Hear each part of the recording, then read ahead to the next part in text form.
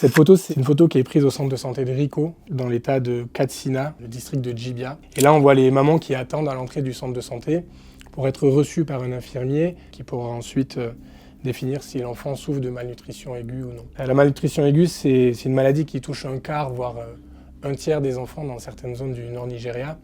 Et s'ils ne sont pas pris en charge, c'est une maladie qui tue. On a soigné l'an dernier, en 2024, avec MSF, on a soigné 95 000 enfants souffrant de malnutrition aiguë sévère. Ce sont des chiffres qu'on n'a jamais vus, c'est des volumes inédits.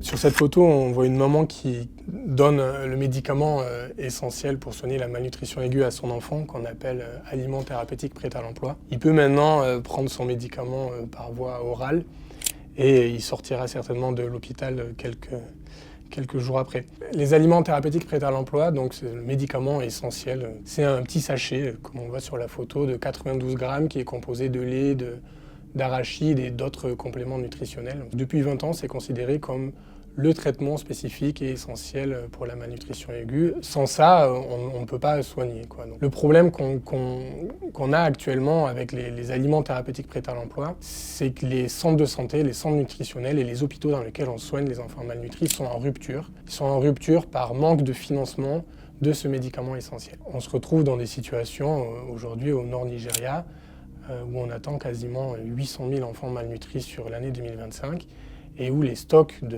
d'aliments thérapeutiques prêts à l'emploi sont suffisants uniquement jusqu'en avril peut-être. S'il n'y a pas plus de financements qui sont alloués à l'approvisionnement de ce médicament essentiel, les hôpitaux, les centres de santé seront en rupture et ne pourront plus soigner ces enfants.